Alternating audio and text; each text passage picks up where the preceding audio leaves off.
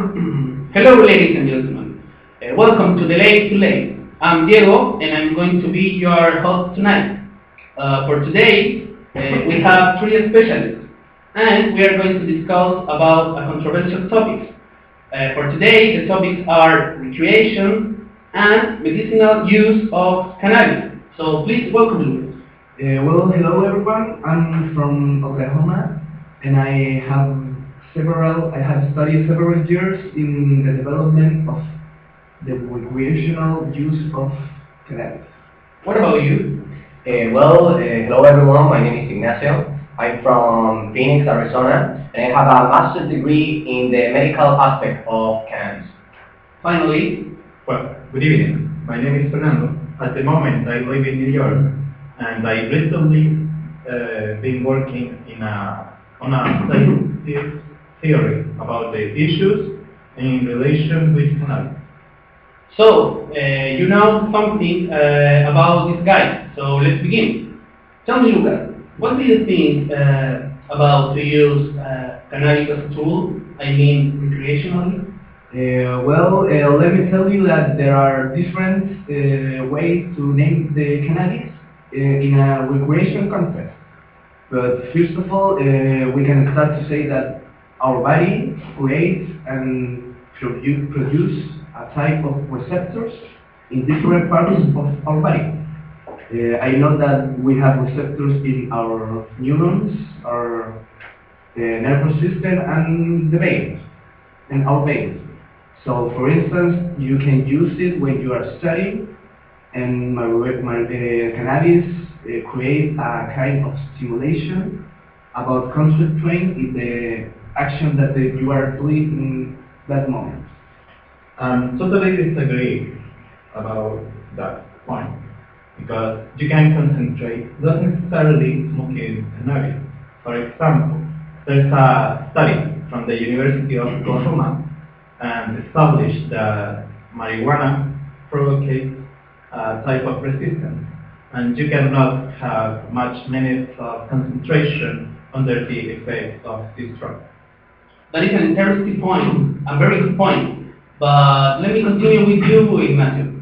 I know you recently have finished an investigation about medical content, obviously with cannabis. Yes, dear Diego.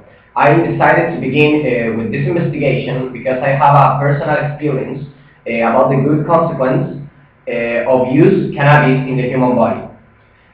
My cousin, in the personal aspect, used to have problems with epilepsy.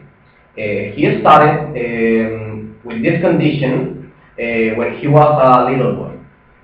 And in his adolescence, he began to use the cannabis in order to solve his epileptic problems. But how? Smoking? No, Diego. When people are kids or very young, marijuana has another treatment.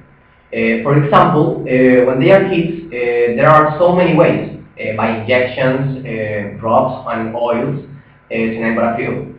The ways that he used solved in some kind of aspect his moments of epileptic, only using cannabis.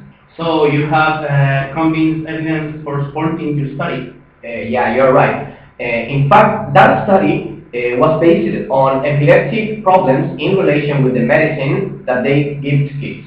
Well, I totally agree with you because I can say that medicine that they give to children of that age it's totally unacceptable and harmful and even unethical. So, because at that age, the medicine that doctor prescribed to children are basically pills. Yeah. So, and the pills, in a worldwide knowledge, are only for adults, and they are highly addictive. Everybody knows that.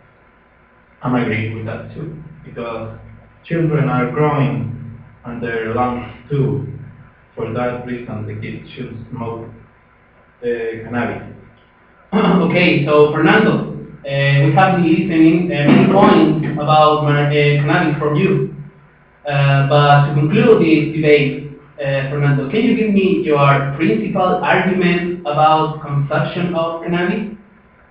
Of course, a percentage between 16 and 38% of young people are consumers, and that depends on the cannabis, on cannabis, obviously.